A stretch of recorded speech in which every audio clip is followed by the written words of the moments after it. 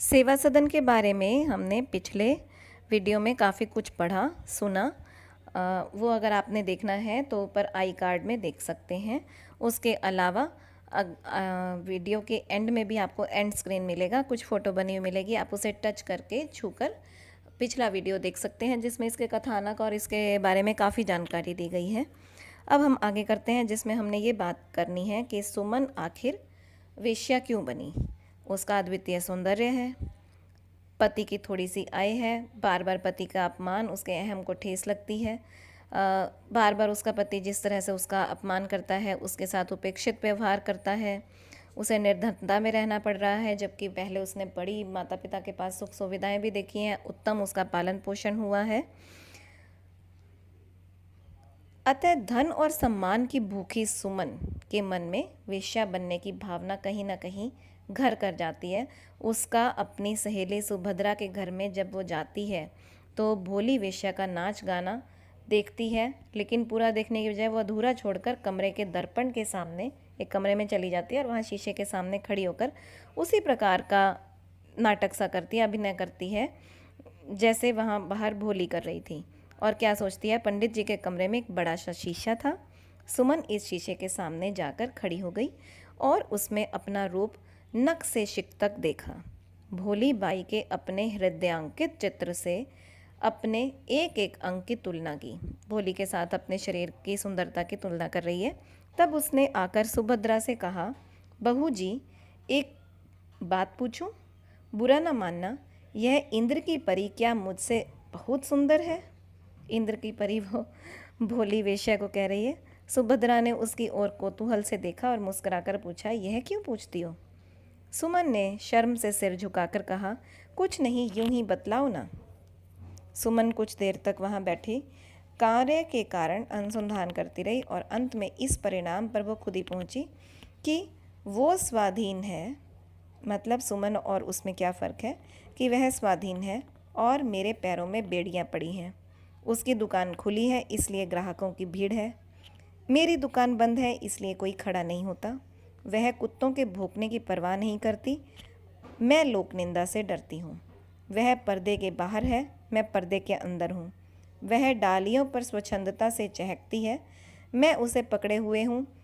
इसी लज्जा ने इसी उपहास ने के भय ने मुझे दूसरों की चेरी बना रखा है। किसकी चेरी है एक्चुअली? अपने पति की, अपने परिवार की। ये पराधीनता औरतों को इतना ज़्यादा बड़ा कदम उठाने पे मजबूर कर सकती है, ऐसा इन्होंने दिखाया है। उसकी स्वच्छंदता आदि का सरल सीधी सादी युवतियों पर शीघ्र ही प्रभाव पड़ता है और ऐसी युवतियां ही धन सम्मान की ओर आकर्षित होकर वेश्यावृत्ति को अपनाने लगती हैं। प्रेमचंद ने अबुल वफा अब्दुल लतीफ़, पंडित दीनानाथ, सेठ बलभद्र, सेठ चिमनलाल जैसे धनिक रसिकों की वेश्या भक्ति से ये दिखाने का एकदम सफल प्रयास किया है कि वेश्यावृत्ति को बढ़ावा देने और उसे लगातार ज़्यादा फलने फूलने के अवसर देने के पीछे ये धनिक रसिकों का भी हाथ है। क्या होता है, रामनवमी के समय पर मंदिर में वेश्या भोली को गाते हुए देख और भक्तजनों के मन में उसके प्रति सम्मान का भाव देखकर सुमन की धार्मिक निष्ठा पूरी तरह से लुप्त हो जाती है। वो सोचती है मंदिरों में भी वेश्याओं का सम्मान है। उसके चंचल मन में विषय वासना स्थान कर लेती है। वो सोचती है कि अगर मैं भी इसकी तरह से बन जाऊँ तो मुझे भी अपने परिवार की जो अपमान है उसे सहना नहीं पड़ेगा, बल्कि मेरा भी मान सम्मान होगा। वो लिखा है प्रेमचंद जी ने कि रामनवमी के दिन सुमन कई सहेलियों के साथ एक बड़े मंदिर में जन्मोत्सव देखने गई। सुमन ने खिड़की से आंगन में झांका तो क्या देखती है कि वही उसकी पड़ोसिन भोली बैठी हुई गा रही है। सभा में एक से एक बड़े आदमी बैठे हुए थे, कई वैष्णव तिलक लगाए, कोई भस्म रमाए। सुमन वहाँ एक क्षण भी खड़ी न रह सकी। भोली के सामने केवल धन ही सिर नहीं झुकाता, धर्म भी उसका कृपाकांक्षी है। ये देखिए कितना बड़ा व्यंग्य है इस पंक्ति में। सुमन ने घर आकर रामायण बस्ते में बांध कर रख दी। प्रेमचंद ने वेश्यावृत्ति की समस्या के दुष्प्रभाव को इसमें दिखाया है।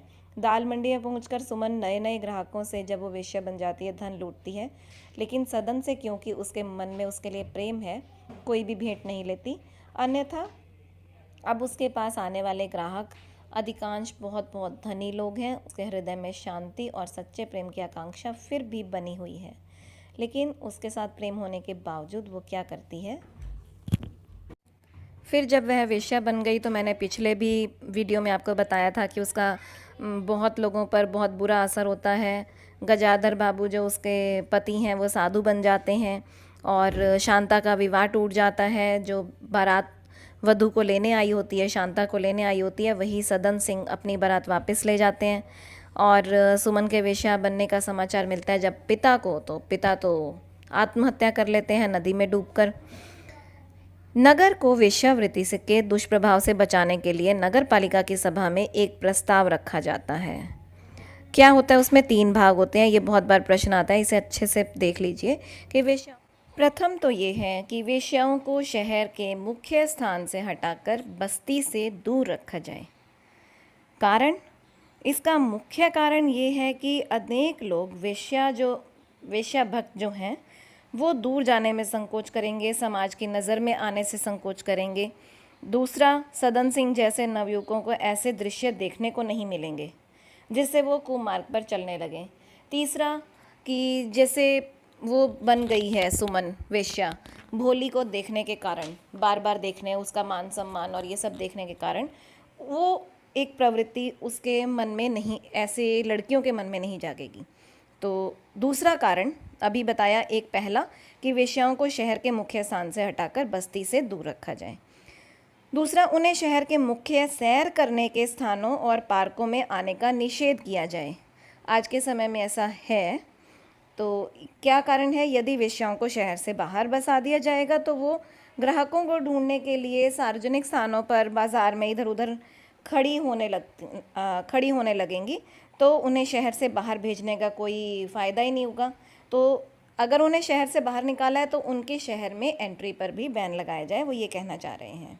सार्वजनिक स्थलों पर आने से नवयुवकों पर दुष्प्रभाव पड़ेगा, इसलिए उन्हें सार्वजनिक स्थानों, सैर करने की जगह, पार्क आदि में जाने का निषेध किया जाए। तीसरा, वेश्याओं को नाच कराने के लिए, वेश्याओं का जब आपने नाच करवाना है किसी भी उत्सव पर, तो उस पर भारी टैक्स लगाया जाए और ऐसे जलसे किसी हालात में खुले स्थानों पर ना हो। ठीक है। तो प्रेमचंद जी जानते थे कि धन ही इस वेश्यावृत्ति का मुख्य ऑक्सीजन है। अगर धन नहीं होगा तो वेश्या का कोई मतलब नहीं है। वेश्या ये सब काम धन के लिए ही कर रही है और बिना धन के वो नहीं करेगी। इस तरह से उन पर अंकुश लगाने में बड़े सहायता मिलेगी। अब देखिए, एक समस्या इसमें दिखाई गई है अनमेल विवाह की समस्या, और उससे पहले हमने बात की है वेश्याओं के समाज में रहने की समस्या। जब अनमेल विवाह है, जैसे कि वर वधू की आयु में फ़र्क है, सुमन गजाधर की तरह स्वभाव में अंतर है, जानवी का, सुमन गजाधर उमानाथ जानवी का विवाह स्वभावगत अनमेल का इसमें उदाहरण दिखाया गया है। उमानाथ जानवी दोनों ही एक्चुअली तो इस उपन्यास में गौण पात्र हैं, पति पत्नी ही दिखाई दे। वो कहती है, सीन क्या बनता है, शब्द दिए गए हैं उपन्यास में, इतने में जानवी भी वहाँ आ गई। ये बातें उसके कानों में पड़ी, बोली, हाँ हाँ दौड़ो, वैद्य को बुलाओ, नहीं तो अनर्थ हो जाएगा। अभी पिछले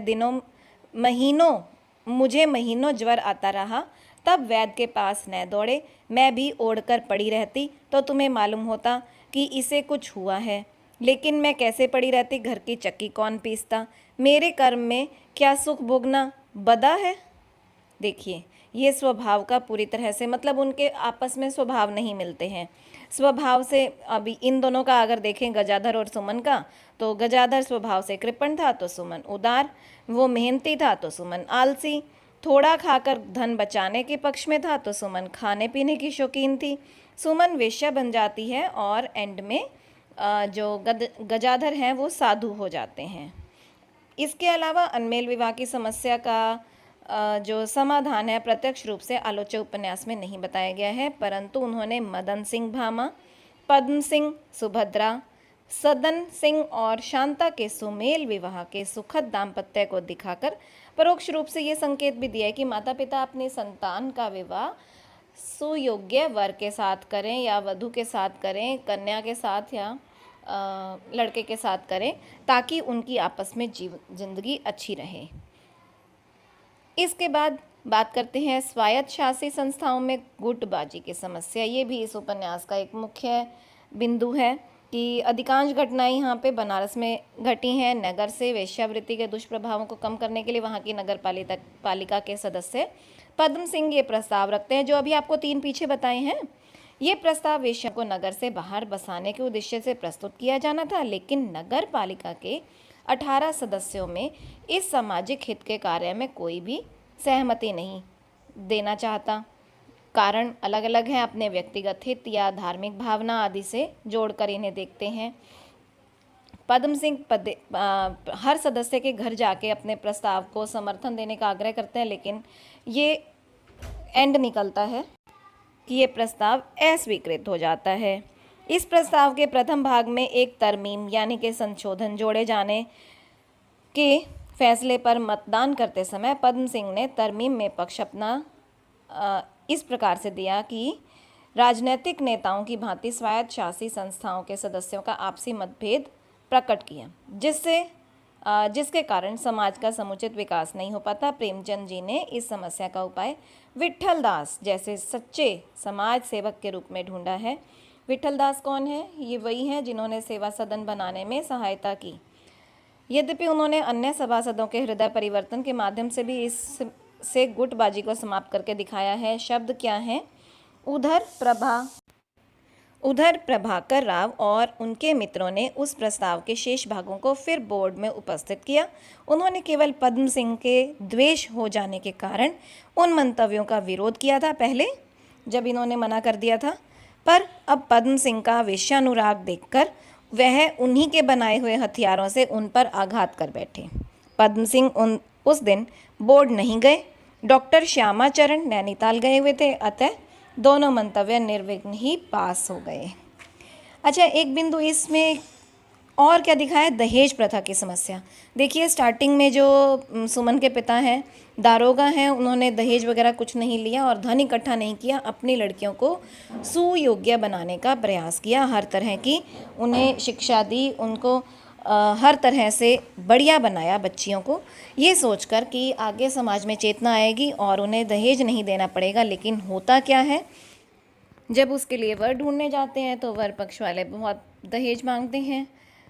इस कारण से उन्हें मजबूरी में आकर घूस खानी पड़ती है और उन्हें जेल जाना पड़ जाता है। उसी केस में वो फंस जाते हैं और जेल जाना पड़ता है। अब ऐसे में उनका जो मामा है उमानाथ, जब शहर में वर देखने के लिए जाते हैं तब वहाँ दहेज की लंबी चौड़ी मांग सुनकर उनके पैरों के नीचे ज़मीन खिसक जाती है। शब्द क्या आए हैं कि अंत में उमानाथ ने निश्चय किया कि शहर में कोई वर ढूंढना चाहिए। सुमन के योग्य वर देहात में नहीं मिल सकता। शहर वालों की लंबी चौड़ी बातें सुनी तो उनके होश उड़ गए। बड़े आदमियों का तो कहना ही क्या, दफ्तरों के मुसद्दी और क्लर्क भी हजारों का राग अलापते थे। देखिए, आज के समय भी दहेज दिखावे के साथ साथ एक ऐसी मांग बन चुका है। खैर, अपनी बात नहीं करते हैं, हम उपन्यास पर ही आते हैं।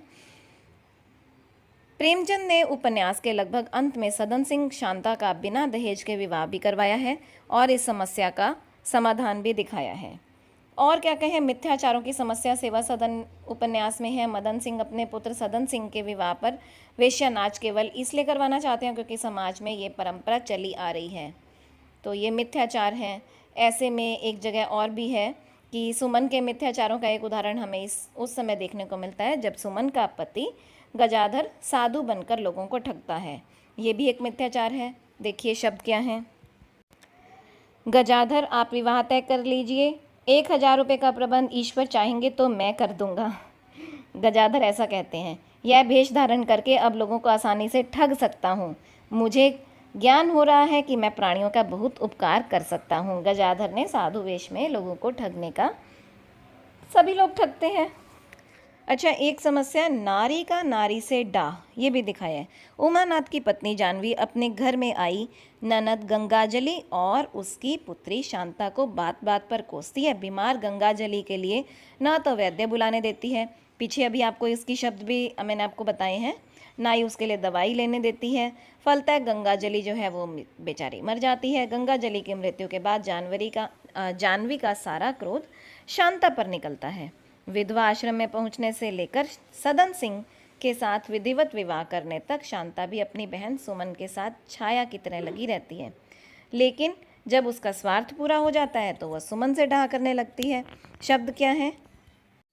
शांता उस पर अविश्वास करती थी, उसके रूप लावण्य से डरती थी।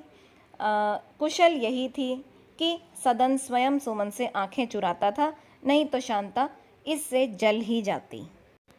इसके अलावा नारी का नारी से डाह और जगह भी है, जैसे भामा जैसी स्त्रियों की दृष्टि में जो सुमन है वो आज भी जब सेवा सदन में काम करने लगी है, सेवा करने लगी है, उसके बाद भी वो एक तरह से पतित ही है, गिरी हुई है।